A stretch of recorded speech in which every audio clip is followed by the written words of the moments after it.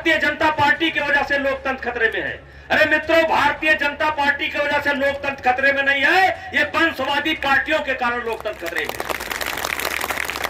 इस पर कौन विचार करेगा? मैं एक कविता पढ़ता हूं, किससे मन की बात कहूं मैं, सुनने को तैयार कौन है, फुर्सत किसको कितनी है, लगे हुए सब अपने अपने, सबको अपनी अपनी है, बनकर मूक मेघ सा कब तक बोलो वज्राघात तो मैं किससे मन की बात कहूं। उन्होंने पूछ लिया, कुछ लोग बैठे अखबार वालों ने उससे पूछा कि आप इस चुनाव में, हमने कहा पाकिस्तान की बात मैंने नहीं किया है। जब अखिलेश यादव ने कहा कि चीन हमारा दुश्मन है, इस देश का बच्चा बच्चा जानता है कि चीन हमारा दुश्मन है, लेकिन पाकिस्तान का नाम अखिलेश ने नहीं लिया और वहीं से पाकिस्तान की एंट्री हो गई। क्योंकि देश का बच्चा बच्चा जानता है कि चीन हमारा दुश्मन है, लेकिन देश का बच्चा बच्चा जानता है कि पाकिस्तान उससे बड़ा हमारा दुश्मन है। और मेरे मित्रों, मैं आरोप लगाना चाहता हूं, ऐसा नहीं है कि अखिलेश यादव ये नहीं जानते कि केवल चीन हमारा दुश्मन है, जानते हैं पाकिस्तान हमारा दुश्मन है, लेकिन किस लिए नहीं कहते?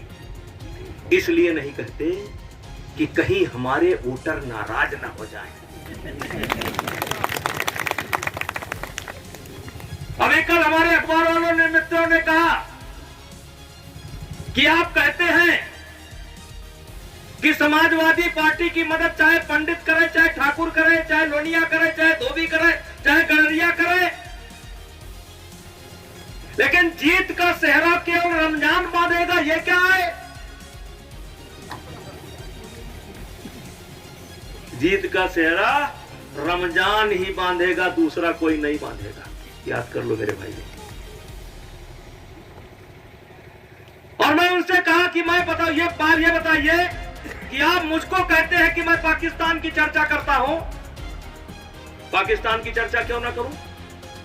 एक तरफ आजादी की लड़ाई चल रही थी, अदला बदली चल रही थी कि सरकार न होती तो सुप्रीम कोर्ट का आदेश लागू नहीं होता। सुप्रीम कोर्ट के कई फैसले हैं जो ठोकर खा रहे हैं। साहबानो नाम के एक महिला को जिस समय राजीव गांधी की सरकार थी, न्याय देने के लिए सुप्रीम कोर्ट ने एक फैसला किया था, और उसी फैसले के विरोध में आरिफ मोहम्मद खान, जो उस समय कैसरगंज के लोकसभा से सांसद होते थे, उन्होंने 2-2.5 घंटे का ऐतिहासिक भाषण महिलाओं के पक्ष में, मुस्लिम महिलाओं के पक्ष में किया था, लेकिन उनको पार्टी छोड़ना पड़ा। अब आज भारतीय जनता पार्टी ने उस व्यक्ति को गवर्नर बना करके बैठा रखा है। फैसला बदल गया। किससे मन की बात कहूं मैं, सुनने को तैयार कौन है? इस देश में सुप्रीम कोर्ट का सबसे पहला आपने 2019 में, आपने 2017 में जब कमल का बटन दबाया था, उसीलिए वो मंदिर बन रहा है।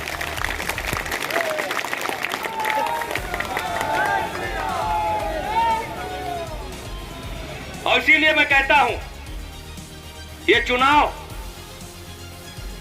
बहुत बड़ा है। ये चुनाव सड़क, बिजली, पानी, खाद्यान्न, इससे बहुत बड़ा है। हम बड़े कि तुम बड़े, इससे बहुत बड़ा है। ये जो तूफान से लाए हैं किश्ती निकाल के, 2014 के पहले की स्थिति देख लीजिए। आप इस देश के अंदर नंबर 2 के नागरिक थे। मनमोहन सिंह का बयान है कि इस देश के संसाधन पर पहला हक मुसलमान का है, और मोदी जी ने करके दिखा दिया, इस देश के संसाधन पर पहला हक अगर किसी का है तो गरीब का है। और साथ ही साथ नारा दिया, सबका साथ, सबका विकास, सबका विश्वास। हमने हिंदू और मुसलमान के नाम पर भेद नहीं किया। अगर राशन हिंदू माता बहनों को मिल रहा है तो राशन गरीब मुसलमानों को भी मिल रहा है। अगर कॉलोनी हिंदू को मिली है तो मुसलमान को मिली है। अगर बिजली का फायदा हिंदू ले रहे हैं तो मुसलमान भी ले रहे हैं। अगर आवास हिंदू को मिले हैं तो आवास गरीब मुसलमान को मिला है। भारतीय जनता पार्टी ने कोई भेद नहीं किया। सबका साथ, सबका विकास, सबका विश्वास। क्योंकि हिंदुस्तान एक बागीचा है और बागीचे में कुछ फूल हंसते रहे, कुछ मुरझाए रहे तो हिंदुस्तान अच्छा नहीं कहा जाएगा। जब सब फूल मुस्कुराते रहे तब अच्छा कहा जाएगा। इसलिए सबको सब दिया गया। लेकिन इस समय राशन बंट रहा है। कई कोटेदार हमसे मिले, हमने कहा क्या हाल है भाई, कैसे राशन बंट रहा है? कहा नेताजी बहुत अच्छा बंट रहा है, लेकिन एक समाचार है। हमने कहा क्या समाचार है? कहीं कुछ लोग तेल ले रहे हैं, दाल ले रहे हैं, आटा ले रहे हैं, नमक नहीं लेते। ये नमक नहीं लेते वो कौन लोग हैं? ये जिन्ना वाले हैं।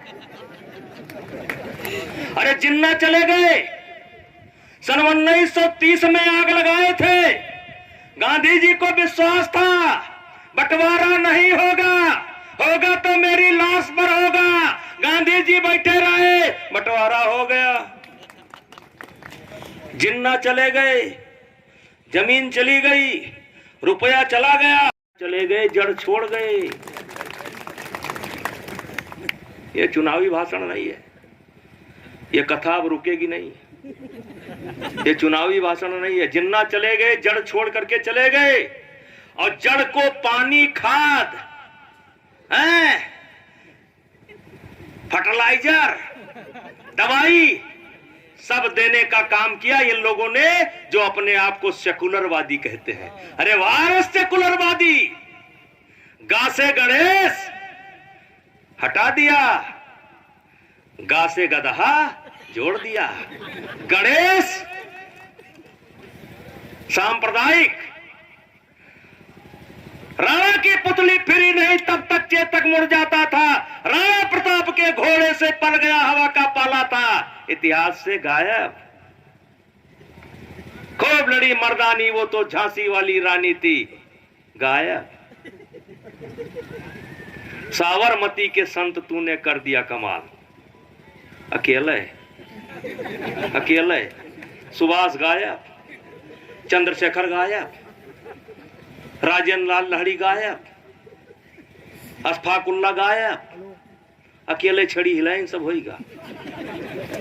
ऐसा लग रहा है कि इस देश को केवल नेहरू और गांधी ने बनाया, जो भी पढ़ने लायक था सब मिटा दिया। इसलिए मेरे भाइयों, यही इतना नहीं हुआ।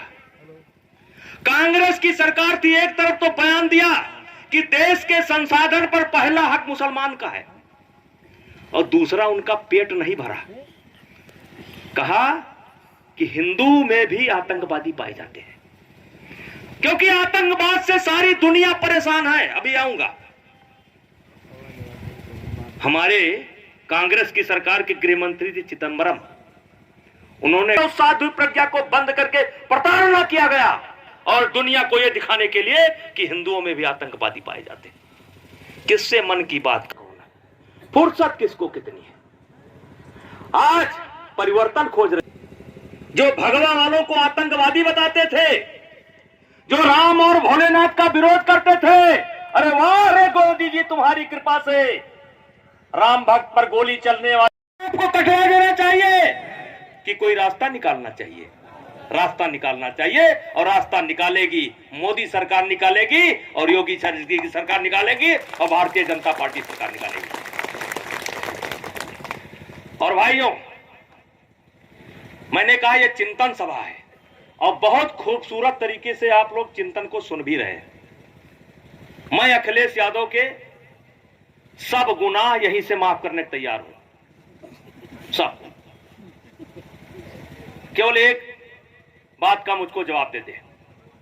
ये आतंकवाद एक ऐसा विषय है जिसने अमेरिका को नहीं छोड़ा। हम सुनते थे कि तलवारों के बल पर देश कब्जा होते हैं, हम सुनते थे कि बंदूकों के बल पर देश कब्जा होते हैं, लेकिन अभी 4 महीना पहले हमने देखा कि बंदूक के बल पर अफगानिस्तान कैसे कब्जा हुआ। याद है ना?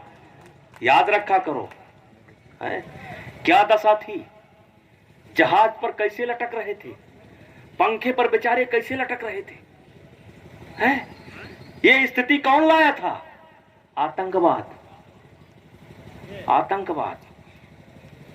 आतंकवाद ने अमेरिका के टावर ढाए, आतंकवाद ने हिंदुस्तान के लाखों नौजवानों को खा लिया, लाखों को। आतंकवाद से परेशान है, पाकिस्तान भी परेशान है, दुनिया परेशान है। अखिलेश यादव जी, जिस आतंकवाद से, आतंकवादियों से दुनिया परेशान है, अब आपकी जब सरकार बनती है तो जो लखनऊ में बम विस्फोट करते हैं, जो अयोध्या में बम विस्फोट करते हैं, जो बनारस में बम विस्फोट करते हैं, जो इलाहाबाद में बम विस्फोट करते हैं, आपने उनका मुकदमा क्यों छोड़ा? इसका जवाब दे दीजिए। विभूषण सिंह आपके साथ खड़ा हो जाएगा।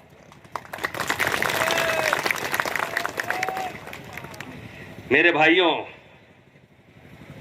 ये केवल सड़क का चुनाव नहीं है, ये केवल बिजली पानी का चुनाव। अगर हमारा सगा भाई भी है तो दूसरे पक्ष में गिना जाएगा। पहले चिट्ठी लिखी जाती थी पोस्ट कार्ड पर, अंत में जगह कम पड़ जाती थी तो कहना पड़ता था कि लिखा कम समझना ज्यादा। अब आज हम आपसे बोल रहे हैं, कहा कम समझना ज्यादा। नौजवान साथियों, ये जो बात मैं बता रहा हूं इस समय सब है मोबाइल पर, निकालो, सब डाटा है मोबाइल पर। आज मैं देख रहा हूं हिंदुस्तान कहां था कहां हो गया। केवल आटा, चावल, दाल, बिजली में सुधार नहीं हुआ, इसके अलावा भी सुधार हुआ। पहले हम हथियार खरीदते थे, अब सुना है तोप हम बेच रहे हैं। पहले हम दवाई बाहर से मंगाते थे, आज हम कोरोना काल में भी 150 देशों को हमने दवाई दी है। 150 देश को, 65 देश हैं जिनसे एक पैसा नहीं लिया। पहले हम भिखारी थे, अब हम भीख दे रहे हैं। और मेरे बच्चों, नेट पर निकालना, हिंदुस्तान को सोने की चिड़िया कहा जाता था। सोने की चिड़िया इसलिए कहा जाता था तिवारी जी कि व्यापार में सबसे ज्यादा हमारा हिस्सा था। एक समय था कि दुनिया का जो कारोबार होता था उसमें 25 से 30% हमारा कारोबार अकेला रहता था। तब हिंदुस्तान सोने की चिड़िया था। ये कारोबार घट के घटाते 2-3% पर ले आए, सोने की चिड़िया था। समर्पित कर दिया आप लोगों को, लेकिन ऐसा माहौल बनाना है कि अयोध्या क्षेत्र के आसपास से सबसे ज्यादा सीट, कम से कम 50 सीट यहां से जीत करके जाए, ऐसा माहौल बनाना है। कभी आपने हमारा गढ़ा पाटा था, और इस बार उत्तर प्रदेश में कहीं गड्ढा पड़ेगा तो अकेले अवध क्षेत्र हमारा यह गड्ढा पाटने का काम करेगा। और इसीलिए भाइयों मैं कहता हूं, मैंने कहा जिन्ना चले गए, जड़ छोड़कर चले गए। वो जड़ अब क्या कर रही है? अफजल हम शर्मिंदा हैं, तेरे कातिल जिंदा हैं। ये कौन है? चाचा है इनके, हैं? भारत तेरे टुकड़े होंगे, इंशाअल्लाह इंशाअल्लाह। अरे भैया, ये मोदी सरकार है, हर घर में घुसकर मारेंगे जिस घर में अफजल निकलेगा। हर घर में घुसकर मारेंगे जिस घर में अफजल निकलेगा। हमीद बनोगे तो पूजा करेंगे, कलाम बनोगे तो देश की ऊंची कुर्सी पर बैठाएंगे, और कसाब बनोगे तो काटेंगे काटेंगे काटेंगे। इसलिए मेरे भाइयों, मैं हाथ जोड़ करके विनती करता हूं, ये छोटी बात निकाल देना। ये छोटी बात का चुनाव नहीं है, ये बड़ी बात का चुनाव है।